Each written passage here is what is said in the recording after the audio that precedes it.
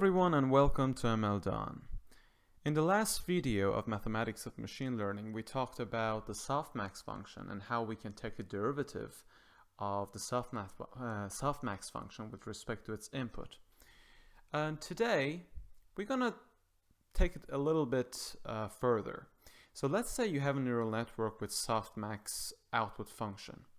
Now, in order to evaluate the performance of your algorithm or of your neural network, you need an error function. Let's say you use the cross entropy function, which is quite famous to be used with the softmax output function. Using the cross entropy function, you would measure the difference between the predictions, i.e. the outputs of your network. You measure the difference between this and your ground truth. Basically, how far is your predictions from what it should have been, or your ground truth. So the less that distance, the better your predictions are, the closer they are to the ground truth. Now, as a part of learning a neural network, you'd like to know how to apply backpropagation and take the derivative of your cross entropy error function with respect to all the way back to the input of your softmax function. So imagine we have this simple neural network. We have here what we'd like to call the input layer, d-dimensional, as you can see here. We have a fully connected layer over here in the middle where every edge has a weight. And what is received by each one of the output nodes, n1, n2, all the way to nh, has been denoted as Z1, Z2, and ZH, right? And then each one of these nodes, output nodes, will go through a function that is called the softmax function, right? So the output of your N1 node, N1 output node, would be the softmax of Z1, right? So that's what you have here, softmax of Z1. And output of your second neuron would be the softmax of Z2 all the way to softmax of ZH, right? And then, so basically what we have here, you can think of this as a classification problem, or the way I'd like to call it is a classification problem. Now, what this means is that for a given input data that has d dimension, your network will spit out h values, O1, O2, all the way to OH. Now, each one of them would be a value between 0 and 1, because softmax does that. For softmax, the output can never exceed 1, right? And the sum of all of these outputs will be 1. So this reminds you of probabilities. So if the output of O1 is, say, if O1 is equal to 0.8, O2 is equal to 0.1, then OH has all the way to, say, O1, right? Let's say we just have, for simplicity, let's say we have 3 neurons, right? So you notice that each one of the outputs is between 0 and 1, and the sum of all of those outputs is 1, right? Exactly like probabilities. So this means that in our multi-class classification problem here that we have denoted, we are trying to determine which class does the input belong to, class 1, class 2, or class 3. Right? And these outputs are ultimately, you could sort of interpret them as a probability. So it means that your network believes that the input belongs to class 1 with probability 0.8. It belongs to class 2 with probability 0.1, and it belongs to class 3 with probability 0.1. Right? And that is why the probabilities have to sum up to 1. And that's, again, as we discussed earlier, is a property of the softmax function. Now, these outputs should be compared to a ground truth. Let's say that the input actually belongs to class 2 and not class 1, which your network thinks to be the case. So in that case, your ground truth shows this by setting y1 as 0. It means the input doesn't belong to class 1. However, for y2, the ground truth would be set to 1, which means that it indeed belongs to class 2. And for the last output, it would be equal to 0 again, meaning that it doesn't belong to this class, right? So you note that O1 is 0.8, but it should have been 0, y1. O2 is 0.1, but it should have been 1, which is y2. And O3, or OH in here, but let's just say for simplicity we have 3 outputs. O3 had to be 0, this value, but it is 0.1. So how can we make the network to generate the outputs in such a way that the output of the first neuron, which is O1, would be as close as possible to what it should be, your ground truth. The output for O2 be as close as possible to Y2, and the output of O3 or OH, whatever, be as close as possible to YH, right? That's the whole training process. Now, after we generated these outputs and we have the ground truth, we'd like to be able to measure the error, like how far are we from the ground truth, right? And that is when we use, in this particular case, the cross entropy error function, right? I'm going to discuss that in more detail. So that is the formula for cross entropy error function. So the error E1 between O1 and Y1 is recorded or is computed using minus Y1 multiplied by the natural logarithm of O1. Same story for the same formula for O2 and Y2, and the same formula for YH and OH. So always the ground minus the ground truth multiplied by the ln or natural logarithm of your output, right? So as you note here, E1 is the error that belongs to the first neuron, N1. E2 is the error that corresponds to the output of neuron 2, or your second output neuron. And EH is the error that corresponds to your Hth, or in this case, your last output neuron, right? So we'd like to minimize these errors. We'd like to minimize E1, we'd like to minimize E2, we'd like to minimize EH. In other words, we'd like to make sure that our output vector,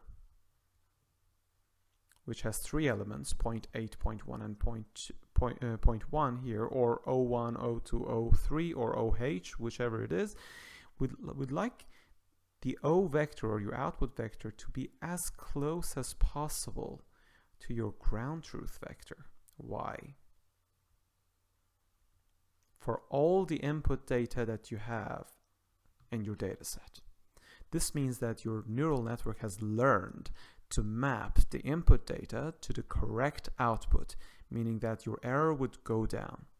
Now, as I said, E1, E2, and all the way to EH are errors for individual output neurons. Now, in order to compute the ultimate or the final, or let's say the total error for this particular output vector, all you do is you just sum up these individual error components, right? So let's just give a simple example. Let's say your output, let's say you have 3 classes in your multi-class classification problem, which means you have 3 output neurons. And let's say for a given input data, your network produced these probabilities, as we said, 0.8, 0.1, and 0.1, yeah? And let's say your ground truth vector is 0, 1, and 1, yeah? So the question is, how far are we from the truth? Oops, sorry, this has to be actually 0 because your ground truth vector is something that we're gonna be calling from now on a one-hot encoding vector. What this means is, doesn't matter how many classes you have, you would always have one element of your ground truth vector as 1 and everything else as 0. It means that an input data to your neural network can belong to only one class. If you had something like 0, 1, 1, it means that your input data belongs to class 2 and class 3 at the same time, which is not wrong, but in this particular example, in this particular lecture, we assume that your input data can belong to only one particular class and not a simultaneous membership, right? Now, what's the error?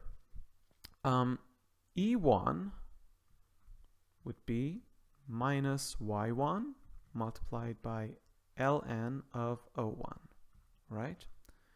Y1 is 0. So minus 0 multiplied by ln of O1, which is 0.8, right? So this would be 0. E2 would be minus y2 ln, or natural logarithm of O2. Y2 is 1, right? So I'm not going to even write it. So minus ln of O sub 2, which is 0.1, right? And E3 is minus y3 multiplied by ln of O3. Again, y3 is 0, so minus 0 multiplied by L sub n of 0.1, which is again 0. And if I ask you, what are these E1, E2, and E3? You have to say that these are the errors for each individual output neuron of my neural network. For a particular, let me just emphasize this. For a particular input data. So for one input data, you have a vector of prediction,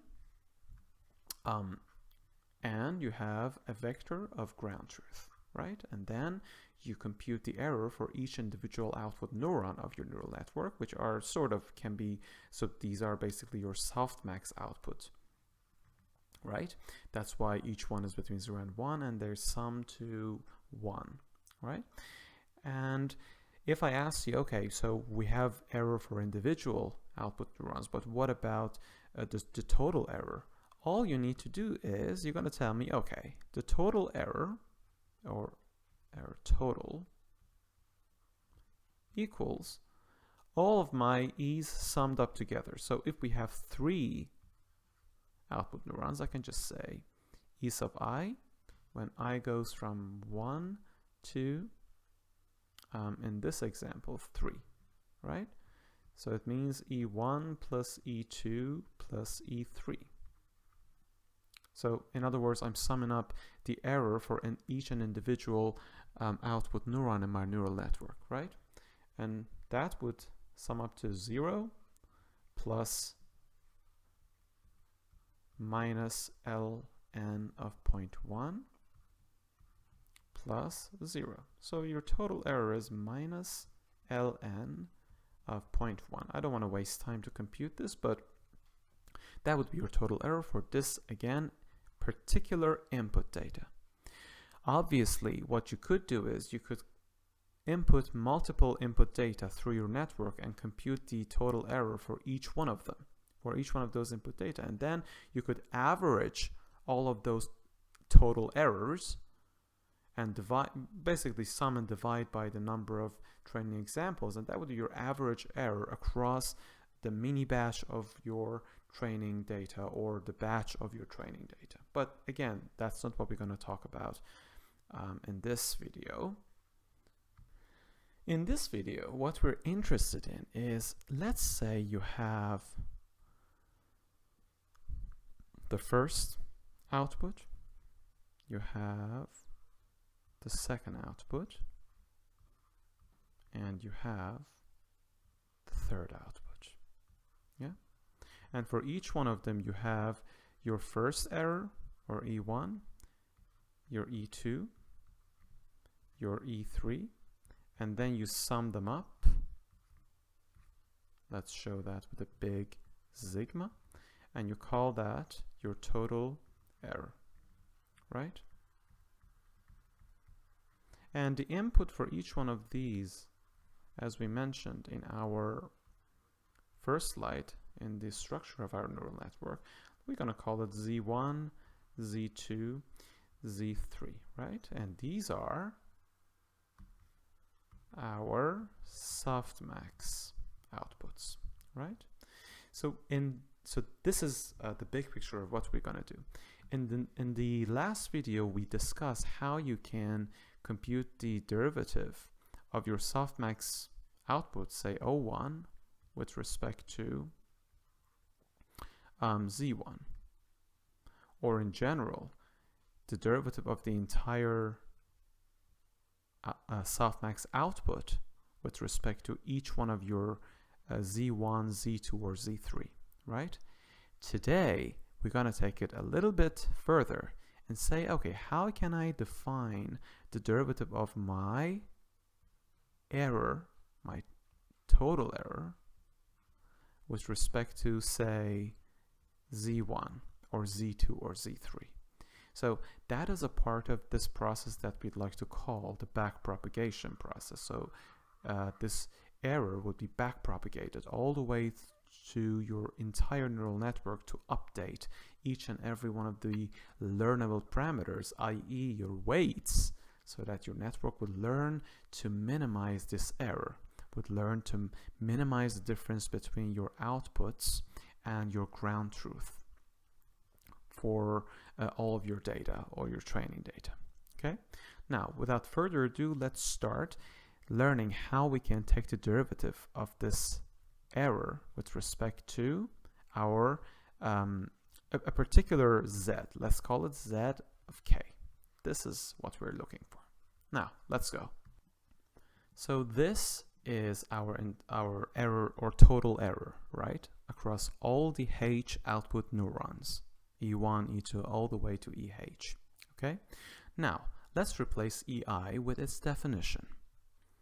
So again, nothing new here, right? So we know what EI, small e, is, and all we did, we just replaced that with the definition of E sub I, and we get the same total error, except we have replaced EI with its definition, which is minus Y sub I, ln, or natural logarithm of your O sub I output, and we just put this minus that was here, we just erase that minus and put it on the back of our sigma, because it's just a sigma, it's just a sum, so you can just simplify it and put the minus out in the beginning. Do you have to do it? No, but it's just mathematically convenient. Now, we are going to take the partial derivative of this error function. Remember, this is the total error of the prediction of your network for a given input data. Okay, I want to take the partial derivative of this entire error with respect to a particular z, or a particular input to one of my softmax units. Okay, and the reason, as I said, is because it's a part of this amazing thing called the backpropagation algorithm. Okay, that's how you train neural networks. You need to be able to take the gradient of the error and compute that gradient with respect to all the learnable parameters of your network. Okay, now let's see how it looks like if I take the partial derivative of this thing with respect to a particular z. And again, as I said, z, z1, z2, z3, zk, those are the inputs to your softmax neural output layer, right? So as you can see here, Z1 is the input to the first softmax unit, Z2 is the input to the second softmax unit, and so forth, and so on and so forth. Okay, now let's see how it looks like if I take the partial derivative. Okay, there we go. So if we want to compute this partial derivative, or in other words, computing the gradients with respect to the inputs to our softmax unit, we just simply replaced E with this definition, right? And this is the ultimate thing that we want to figure out, the derivative of error with respect to one of the inputs to our softmax layer, right? It could be any Z, right? If we have H number of output units, this K could start from 1, 2, 3, all the way to H. It could be any of them. And that's what makes this derivation a little bit tricky. And that's why most machine learning enthusiasts find it a little bit difficult to really get comfortable with this particular derivation. Now, we're gonna dig deeper. Now, what's the next step? You notice that we have, let me just erase that to make it look a little bit less cluttered. You notice that we are taking the partial derivative of a sum. This is a sum with respect to something, whatever it is, I don't care. But we're taking the partial derivative of a sum with respect to something. Now we have this beautiful rule in mathematics that says the partial derivative operation could be distributed in your sum, right? Or in other words, the partial derivative, or the derivative, in other words, more general, the derivative of a sum is the sum of derivatives. So what do I mean by that? What I mean is, if you had a function, let's call it f of x, right? Plus another function, let's call it g of x, right? So if I said that, let's take the partial derivative of this entire thing with respect to x. So I'm taking the partial derivative of a sum with respect to something. What you can do, you can actually distribute this partial derivative inside your sum. Okay, so in other words, you can say the partial derivative of f of x with respect to x plus the partial derivative of g of x with respect to x. So we have one derivative here, we have another derivative here. So we have a sum of derivatives here. And what we had before was a derivative of a sum, right? So that's why we say the derivative of a sum is equal to the sum of the derivatives, right? So if I want to give you a simple example as to what this looks like, let's say you have f of x that is equal to a simple function, x squared.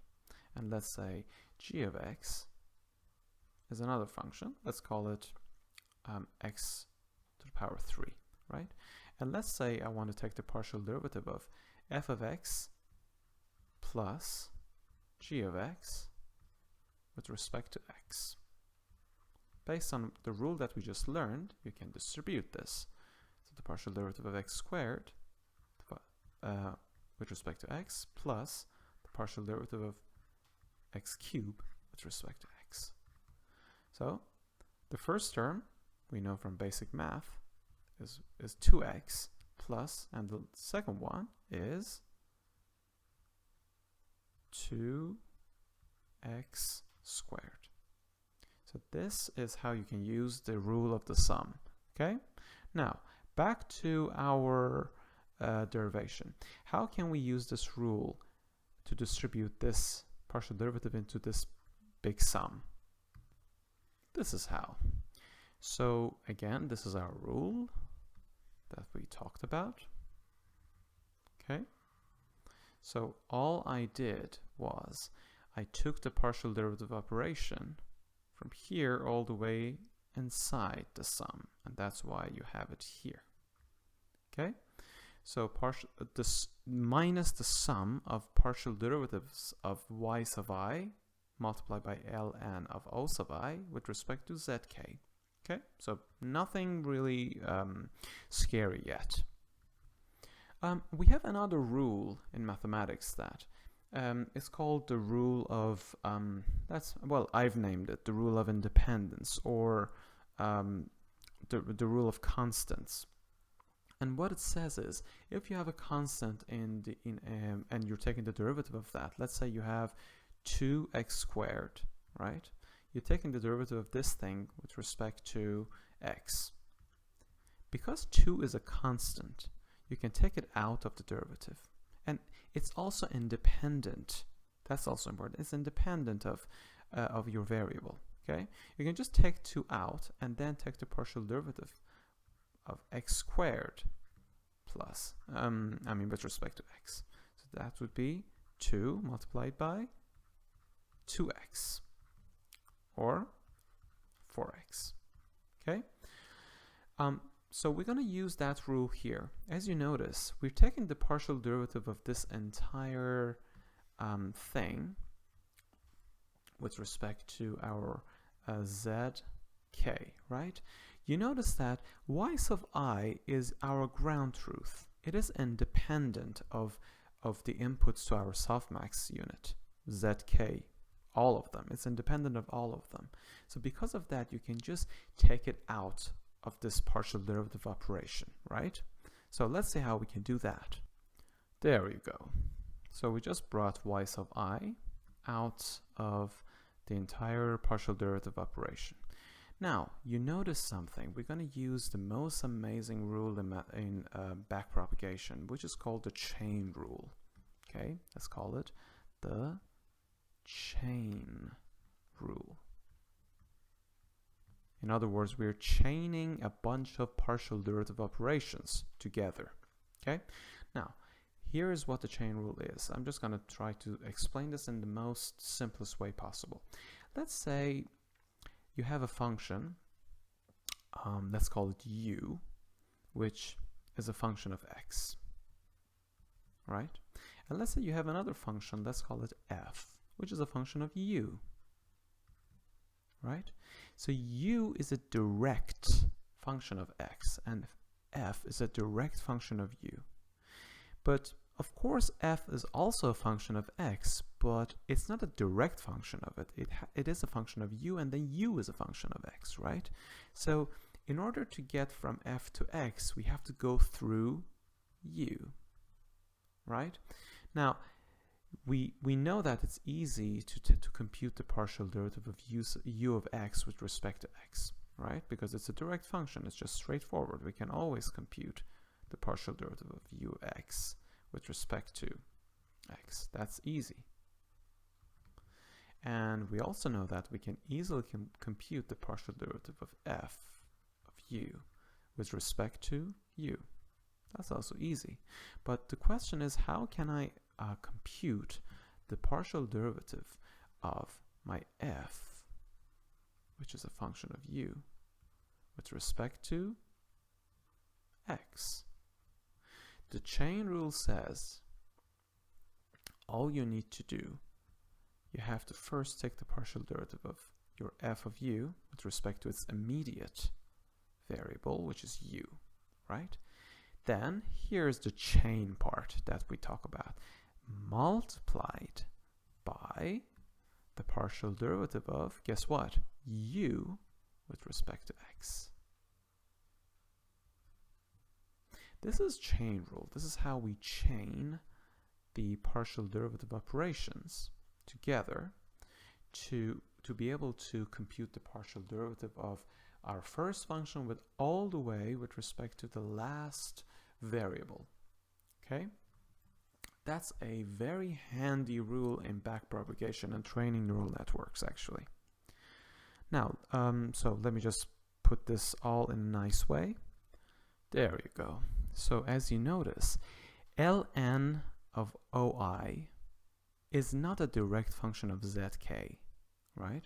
But you know that ln of o sub I is a direct function of o sub I, right? And the function is logarithm, right? And you know that o sub I is a direct function of your z, or zk, because of the definition of softmax function. Because your softmax function's output is obviously a function of its input, which is the z vector. Okay, because of that, if I want to take the partial derivative and compute the partial derivative of ln of O sub I with respect to z of k, I'm going to have to use the chain rule. Now, how am I going to use that? Let's see.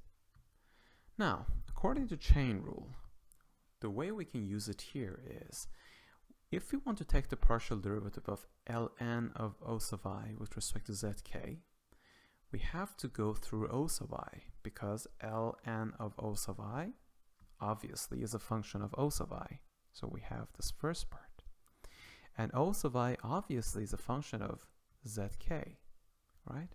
And by multiplying them together, we can compute the partial derivative of ln of O sub I with respect to zk. Okay, let's not get carried away. Okay, I just want to again remind you what we're doing here. So we have a bunch of output neurons, right? We have Z1, Z2, Z3. We have O sub 1, O sub 2, O sub 3, and for each one of them, we compute our error, and then and we take the partial derivative, and we want to do the back propagation. Okay, now this particular function, what it means is, if I take O sub 1 and compute ln of O sub 1, how can I take the partial derivative of that with respect to either z1 or z2 or z3? Now, you might ask yourself, why in the name of God O sub I has anything to do with z2 and z3? Because after all, you can see that it's only the output it's related to the output of the first output neuron, right? If you have that question, please watch the previous video on softmax, because what we discussed there is that O sub I, because it's a softmax function, right? O sub I, O sub 2, and O sub 3, each one of them individually is a function of all of the z's that you have. All of them. Okay? Again, O sub 2 is again a function of each and every one of them. That's why you can use, that's why we say that the partial derivative of ln of O sub I with respect to zk, and we don't specify which z, doesn't matter, whichever, because each one of these o's is a function of each one of these z's. Okay, that was just a quick reminder as to what we're really doing here. Now, this was what we got to in the last slide, right? This was our entire thing. And now we know that using chain rule, we can replace this chunk with its equivalent, which is this chunk, through the chain rule, right? Now, if we replace that, we get this, right? Nothing magical here, it's just a simple replacement. Now, as you notice, this part over here is a simple partial derivative of a logarithm, and we already know the rule for that. So if you have ln of, say, x, right, and you want to take the partial derivative of that with respect to x, the answer is 1 over x. This is just a basic differential equation rule that we know from math. So we're going to use the same rule to compute this first chunk. Okay, so if we want to go there, let's see how it goes. Okay, perfect. So again, based on the rule that we talked about, we can derive this. That's easy, 1 over O sub I. And then just by replacing this, we get, so this is, in other words, equal to 1 over O sub I. Yeah. And y sub I multiplied by 1 over O sub I would be y sub I over or divided by O sub I, right? Then you get the second half, right? Which is this part over here. Now that is the big thing that we discussed in the previous video, right? That is where you use the partial derivative of the softmax function with respect to its input.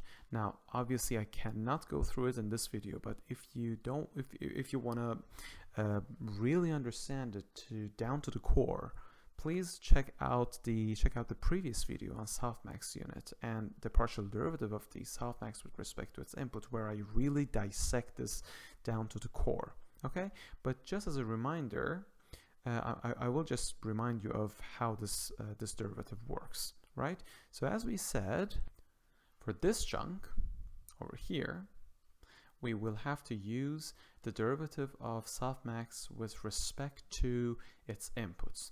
Now, as a reminder, this is our softmax function, or O sub I, and we said that if you have, say, first neuron, let's say second neuron, let's say third neuron, okay, just as a quick reminder, we have Z1, Z2, Z3, right? Then as the output of each one of them through our softmax function, we would have S of Z1, we would have S of Z2, and we have S of Z3. And in this tutorial, or in this video, just for simplicity, we replace that with O, right? So O for output, O sub 1, O sub 2, and O sub 3. Now, this is the mathematical formula for softmax. So the softmax of Zi, or what we denoted it with, which is O sub I, is computed as this, right? So if I want to make it simpler, the softmax of Z1 is equal to e to the power Z1 divided by e to the power of each one of the z's that we have summed up together. In other words, e to the power Z1 plus e to the power Z2 plus e to the power Z3, right? In this general formula, we have H output nodes. That's why we have this nice summation, and which is mathematically more aesthetic, right? So the same story goes for Z2, right? Would be e to the power Z2 multiplied by, again, EZ1 plus e to the power Z2 plus e to the power Z3. The same story goes for a softmax of Z3, right? So as you notice, if I just simplify this as O sub 1, O sub 2, and you can also imagine what O sub 3 is, you can notice that each one of these O's is a function of all of our Z's, right? O sub 2 is also a function of all the Z's that we have, even though you notice that O sub 1 is only the output of this portion of the network. But because of the formulation of the softmax unit, you notice that O sub I is also a function of Z2 and Z3, and O sub 2 is a function of Z1, Z2, and Z3, right? So because of that dependency, the whole partial derivative of softmax function becomes a teeny tiny bit tricky, right? So here's the general formula for taking the partial derivative of O sub I with respect to a particular Z of K. Now it all depends if I and K are equal and if they're not. Now what do I mean by that? Let me just declutter. What do I mean by that? Just again, this is just a quick reminder as about what we talked about, okay? So this, if I and K are equal, right? If this I and this K are equal, in other words, what's the partial derivative? Let me just give you an example of O sub 1 with respect to Z of 1, right? 1 and 1, they're equal. Based on this rule, this first part, it would be equal to O sub 1 multiplied by 1 minus O sub 1. The same rule goes for if I was doing the partial derivative of O sub 2 with respect to Z2, right? Again, O sub 2 multiplied by 1 minus O sub 2, right? So that's the first chunk. What about the second chunk? Let me just declutter again. Fast. because this is not the major focus of this video. So what's the partial derivative of O sub, let's say 1 with respect to different z, let's say z3, right? This is the second chunk where I and k are not equal. So the rule says you just have to say minus O sub 1 multiplied by O sub whatever k is, which in this case is 3. So in other words, you're grabbing O sub 1 and you're multiplying it by O sub 3. That gives you the partial derivative of O sub 1 with respect to z3. I know it seems a little bit, it is actually confusing actually, a little bit to be honest with you, but if you just, if you feel a little bit confused about this, just go to the previous video and just spend as much time as you want to really get comfortable with it. Anyways, we're going to use this rule to compute this particular part, which is the partial derivative of our softmax unit with respect to a particular z. Now, because we are interested in two cases, whether I is equal to k or I is not equal to k, we can actually break our final thing that we got to. This is the final formulation that we reached. We can break this into two parts, where I is equal to k and where I is not equal to k, okay? So in order to do that, it's gonna look a little bit scary, but don't worry, I'm gonna explain each part of it. There you go. Now, I know, it's too much, but just bear with me. First of all, let's go step by step. The minus is untouched. We just kept the minus, right? Now what we did was, here you have, in your sigma, you have I goes from 1 all the way to h, right? Let's consider only the case where I is equal to k and just literally drag it out of this entire sum, okay? The case where I is equal to k for this expression inside your sum is this chunk over here, this chunk. This is where, this is this is related to the part where I is equal to k. And you notice that we have y sub k over O sub k, and instead of this partial derivative of softmax, we have the answer for that, which is O sub k multiplied by 1 minus O sub k. Now, why do we have that operation? Remember, I and k are equal. So, in this formulation, we're using this first chunk, right? O sub I multiplied by 1 minus O sub I, or in other words, in this case, because I and k are equal, I can just say O sub k multiplied by 1 minus the O sub k, right? And the other part, so we just took the case where I is equal to k out of the sum. So our sum changes a little bit. It's not for all i's from 1 to h anymore. It is for all i's from 1 to h except for the case where I is equal to k. So we're not considering the case where I is equal to k in this second chunk, right? So again, we have the sum. All of this section is inside our sum. This section over here is inside our sum. You notice that we have y sub I over O sub I. That's fine. And the second part, where I is not equal to k, we have this formula, minus O sub I multiplied by O sub k. In other words, the partial derivative of O sub I with respect to z of k when I is not equal to k, because of our derivation here, this is the formula that we have to use, minus O sub I multiplied by O sub k. And that's exactly what we have, minus O sub I multiplied by O sub k, right? And there it is. All we did, we just grabbed the term that is related to I equals k, and we just grabbed it and took it out of the sum, and that's all we did. And for this section, we used, when I is not equal to k, we used this rule to compute the derivative of softmax with respect to z, And for the other part, where I is equal to k, we used this rule to compute the derivative of softmax with respect to z of k, right? And that's it. That's basically the trickiest part of this whole derivation. The rest is actually quite easy. It's all about simplification right now. Right, so as you can see, this is again the same formula, but O sub I and O sub I could be simplified, O sub k and O sub k could be simplified. Now, what this gives us is this, right? Now, there is one little thing that you notice here. You notice that the index of our sigma, which again, as a reminder, our sigma is only concerned with this term, right?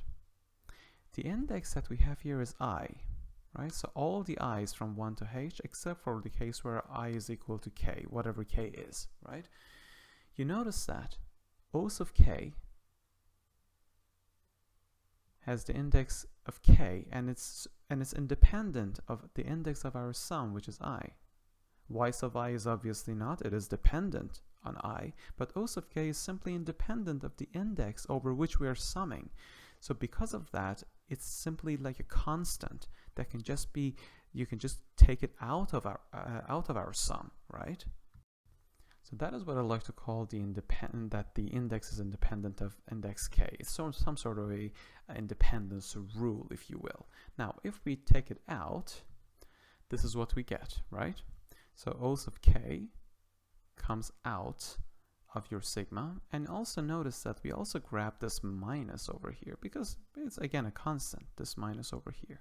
We also put that back. So we simply grabbed O sub k and that little minus, we put them behind our sigma. So this will be multiplied by this entire sigma, right? Now, here's the beautiful part. You noticed in the very beginning that I said that our ground truth vector is a one hot encoding vector. So this means that if I grab my y sub I, right, across all the output neurons and sum its values from 1 to h, it has to sum to 1 because it always has one element as 1 and everything else is equal to 0. Everything else, okay, as I explained earlier. We can use this property to actually compute this sigma over here. We can do that because it's the summation of all y sub i's except for only the case where I is equal to k, right? We don't have that in this sum. That's why we separated the two cases. That's why we have this term over here, right? So how can I use this property of one-hot encoding vectors to compute this sigma? So this is basically everything that is here except for y sub k, right? It doesn't have y sub k. It's sort of like the entire thing minus y sub k, right? Now, let me show you how we can do it. So then again, let's say y is my one-hot encoding vector, and we said that if I sum across its elements, I'm gonna get 1, right? Now, as a result, if I want to compute this quantity in our last derivation, we can say that, okay, if I have all the sum across all of my y sub i's, this is equal to 1, yeah? Now, if I minus the case where I is equal to k, meaning just grab it out of the sum, which is this case, I can say this entire thing is equal to 1 minus y sub k, right? So this guy over here is equal to everything we have minus y sub k, because y sub k is the only thing that doesn't exist in that sum, right?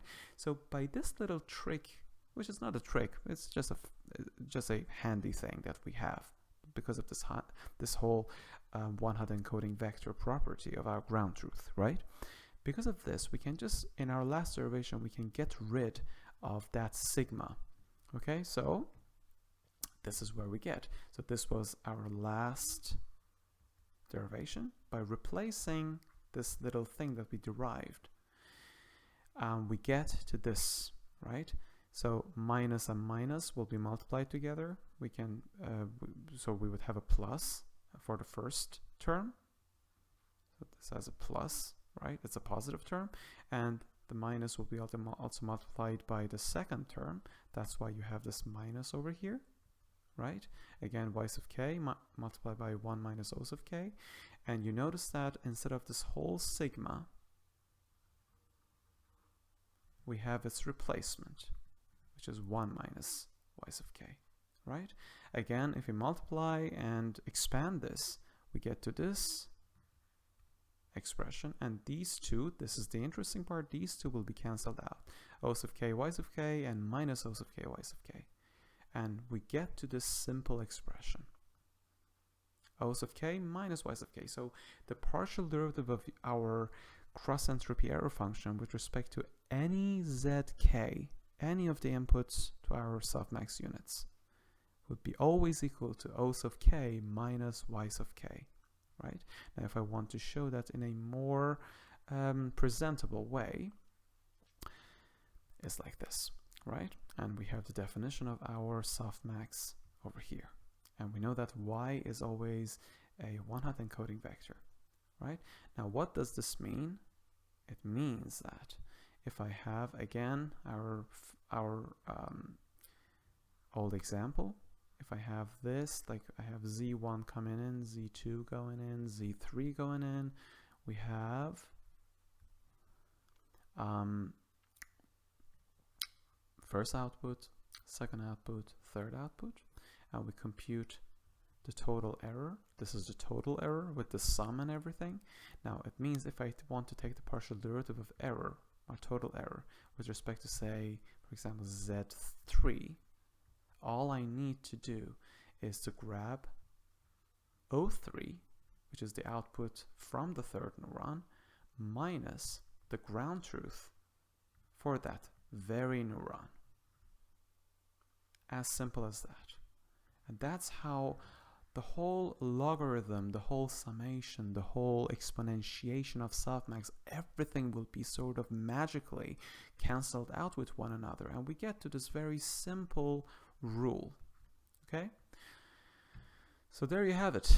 I hope that this was helpful. I tried to sort of dissect this as good as possible. So I'm gonna put a link to the blog post at mldone.com where I've taught all of these only in a written format, just because some people would like to have these in a written format ready to go so that they could just read it more easier. And if you like this video, please don't hesitate to like it and subscribe to the channel of mldone.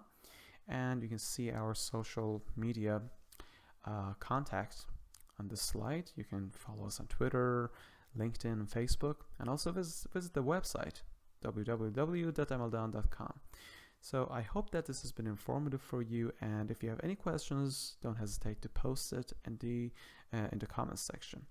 And again, check out the description section for the link to the blog post. Thank you so much, and mind yourselves. Bye.